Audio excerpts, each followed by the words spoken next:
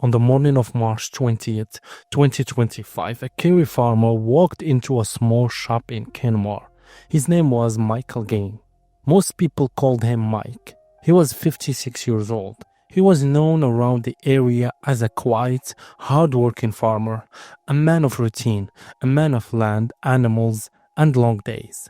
That morning, nothing looked strange. Mike went into Centra in Kenmare. He bought a phone credit. He spoke to the person at the till. He was caught on CCTV.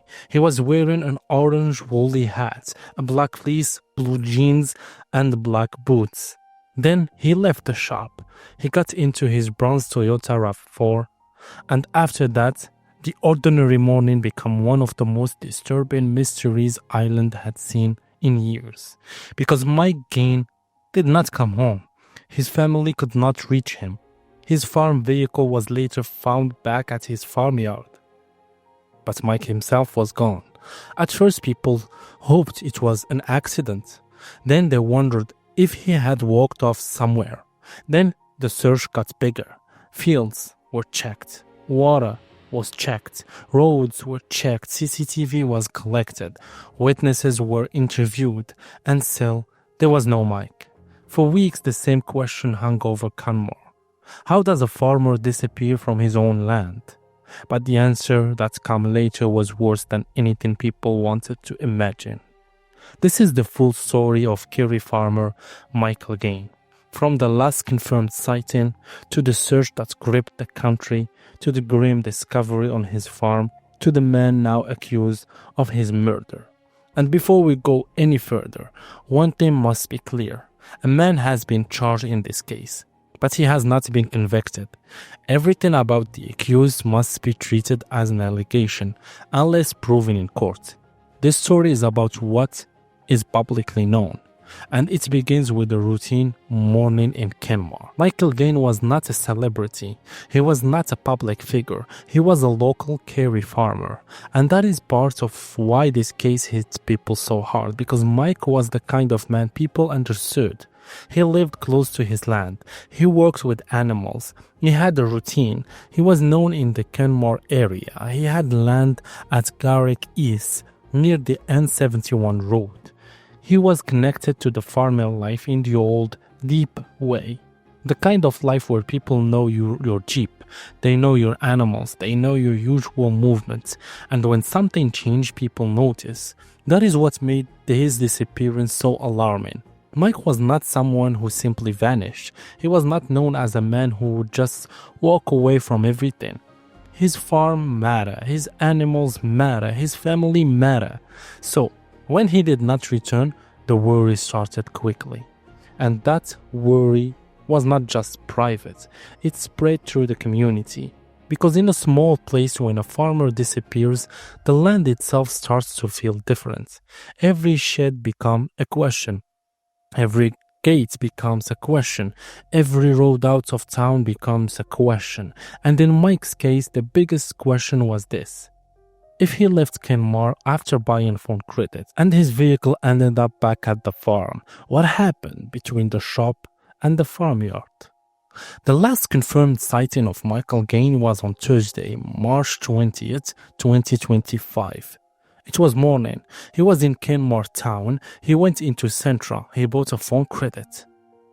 That small detail became important because it gave investigators a fixed point, a time, a place, a clear image. Mike was alive. Mike was in town. Mike was dressed in his normal clothes. And then he left. Guards said he left in his bronze Toyota RAV4. That vehicle was later found parked in his farmyard at Garrick East. That detail changed the feeling of the case because it means Mike did not just disappear in town. He left town. The vehicle reached the farm, but Mike did not return home. That is the strange gap of the heart of the case. A farmer leaves a shop. His vehicle ends up back on his own land, but the man himself is nowhere to be found. At first, people could still imagine innocent explanations. Maybe he had an accident. Maybe he became unwell. Maybe he went somewhere nearby. Maybe he was injured on the land. But every hour that passed made those explanations harder. Then every day made them harder again. And by the time the search moved deeper into the farm and surrounding area, the fear had grown because Mike Gaine was not just late. He was gone. Michael Gaine was reported missing on Friday, March 21st, 2025. That was the day after he was last seen. From that point, the case became a missing person investigation. Guards began searching. The focus was around his farmyard at Carrick East. They searched the farm, they searched surrounding land, they searched road, they searched water source, they searched was not small. It kept going day after day. The public appeal was clear. Mike was missing. His family had no contact from him. There was serious concern for his safety. And the more guards looked, the stranger the case became. Because if Mike had simply fallen or become injured, the search team expected some sign. If he had walked away, there should have been some trail. If he had driven away, the vehicle would not be sitting back at the farm. But the vehicle was there, and Mike was not. In every missing person case, investigators look for movement. Where did the person go? Who saw them? What did they leave behind? What did they take? With Mike, the evidence created a very difficult picture. He had been seen in town. His vehicle was found back at the farm. And after that, there was silence, no confirmed sighting, no contact, no simple answer. That silence is what made the case grow from a local worry into a national story. In the first days, hope still exists. People wanted to believe Mike would be found alive. They wanted to believe there was an accident, a mistake, a delay, something that could still end with him coming home. But as the search continued, the mood changed. This was not a man who had a reason to disappear. This was not normal behavior. It was out of character. That phrase became important, out of character, because when someone is deeply connected to their routine, their farm, their family, and their animals, a sudden disappearance is not treated like a normal absence. It becomes a warning. Guards collected information. They reviewed CCTV and dashcam footage. They took witness statements. They followed leads. They carried out formal inquiries. By late April, guards publicly said the investigation team had undertaken over 320 formal inquiries, taken almost 130 witness statements, and recovered around 2,200 hours of CCTV and dashcam footage. That is not a casual search.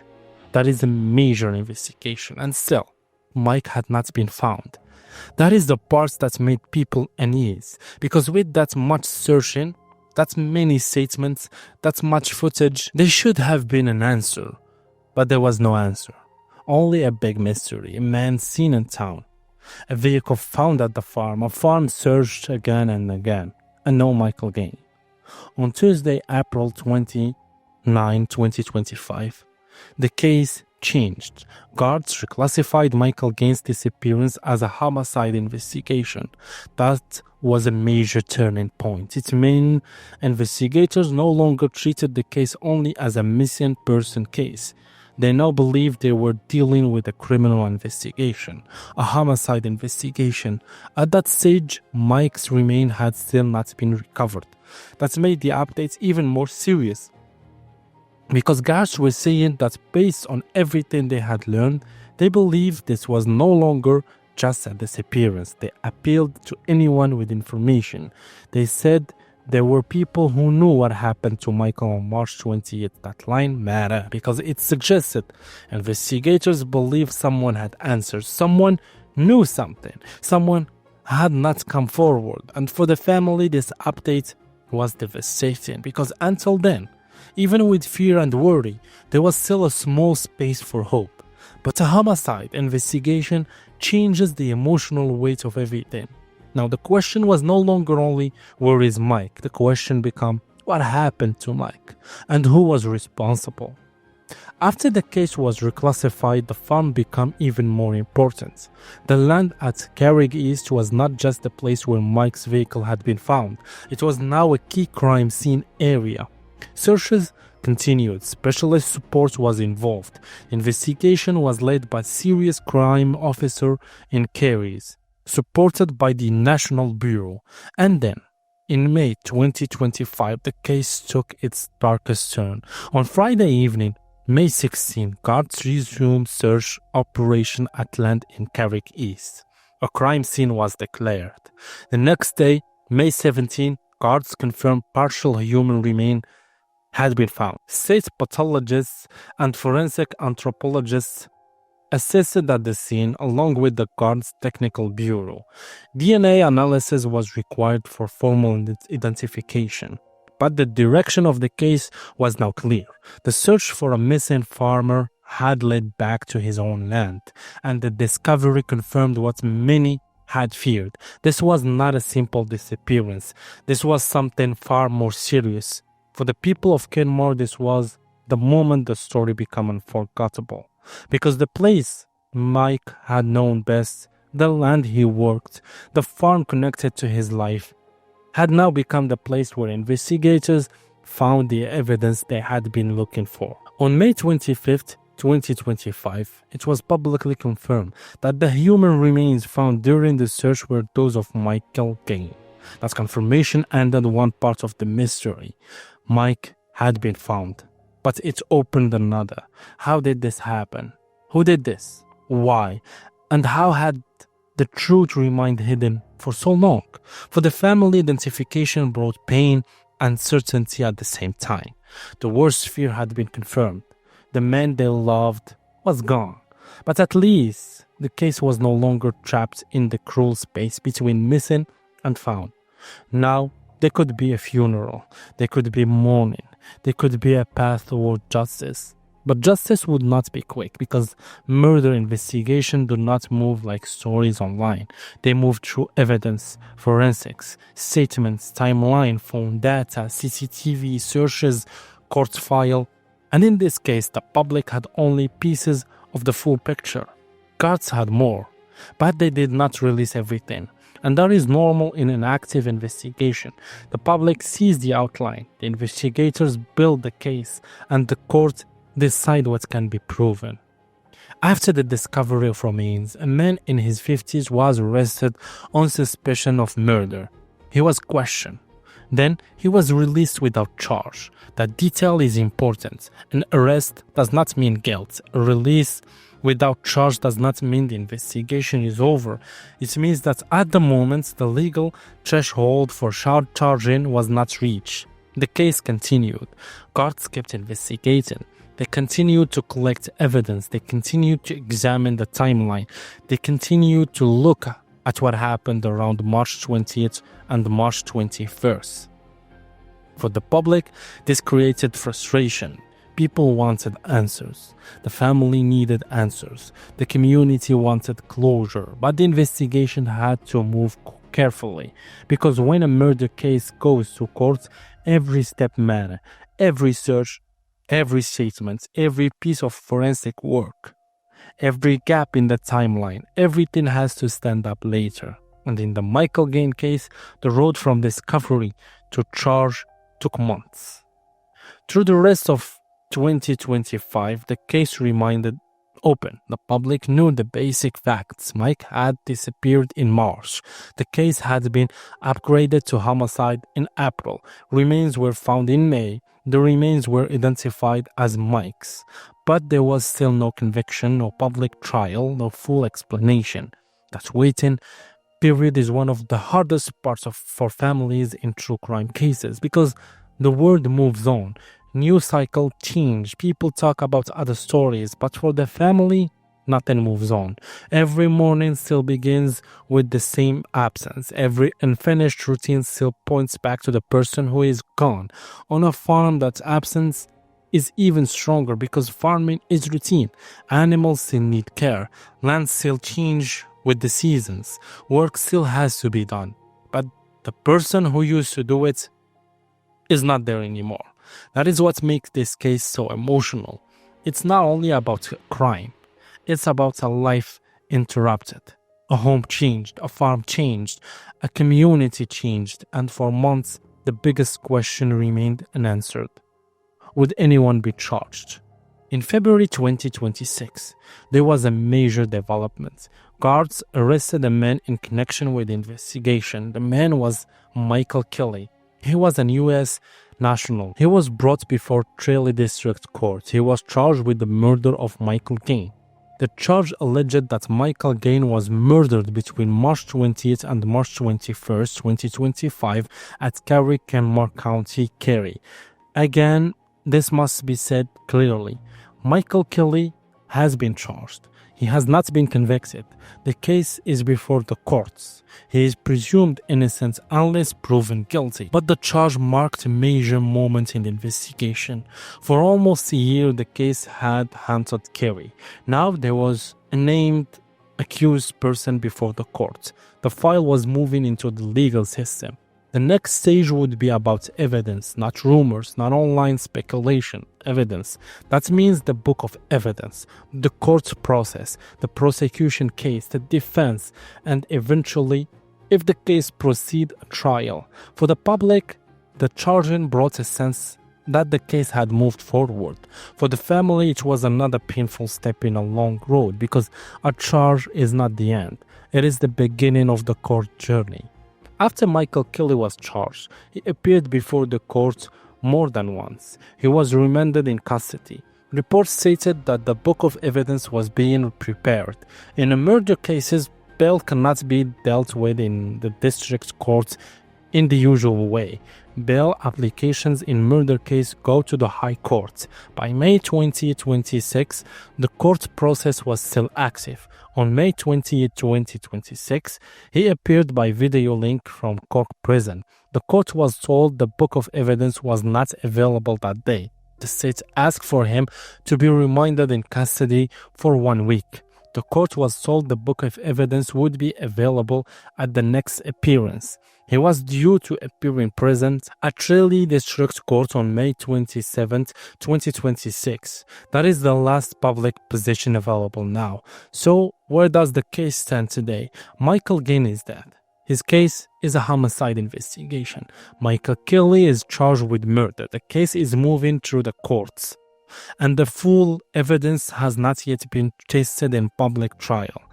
That is why responsible storytelling matters here, because the internet loves to rush, but courts do not work on guess. They work on proof. The Michael Gaine case shook people for several reasons. First, it happened in a quite rural setting. This was not a city street. This was not a nightclub fight. This was not a random public attack. This was a farmer connected to his own land. Second, the timeline was deeply unsettling. Mike was seen alive in the morning. His vehicle was found back at the farm. Then he vanished. Third, the search was huge. Guards carried out hundreds of inquiries. They reviewed thousands of hours of footage. They searched land and water, and still for weeks there was no body. Fourth, the case changed slowly. Missing person, then homicide, then remains found, then remains identified, then months of waiting, then an arrest, then a murder charge. It unfolded in stages. Each stage made the story darker, and finally the human part is what stays with people. Mike was not just a headline. He was a husband, a family member, a farmer, a local man, someone with routine, someone people knew, someone who went to a shop one morning and never came home. That is the part that makes this case difficult to forget, because the horror is not only in what happened, it is how ordinary the beginning was. A shop, a phone credit, a drive back toward the farm, then silence. Even with the man charged, many questions remain publicly unanswered. What exactly happened after Michael Gaine left Kenmare? Did he return directly to the farm? Who saw him after the shop? What did investigators find in the CCTV and dashcam footage? What forensic evidence led to the charge? What timeline will the prosecution present? What will the defense say? And what will the court decide? Those answers belong in court, not in rumor, not in social media comments, not in guesses. The important thing now is that the process is active. The case is not closed. The evidence is still part of a legal process, and the family still has to live through every stage. That is why this case should be told with care, because behind every true crime story is a real family, and behind every headline is a person who matters. Michael Gaine mattered. His life mattered before the mystery. His family's pain mattered after it. And the truth mattered most of all. Michael Gaine's story began like a normal morning. A farmer in Kenmare, a quick stop at Santra, phone credit, a few words at the till, a drive away in a bronze RAV4, but after that the ordinary routine broke. By the next day he was missing. By late April, guards had reclassified the case as homicide. By May, human remains were found on lands connected to his farm, and by February 2026, a man had been charged with his murder. But the final chapter has not been written. The case is now in the hand of the courts, and until the evidence is heard, the public only knows part of the story. What we do not know is this. Michael Gaine left home as a farmer doing normal things. He never returned. His disappearance shocked Kerry. His death devastated his family, and the search for justice is still moving forward.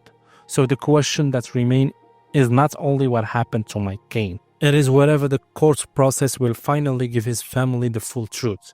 Because for months the farm was silenced. The community was waiting, and one family was left with the worst kind of question: where is Mike? Now the question has changed. Who took him away from the life he knew? And will justice finally answer? Thank you.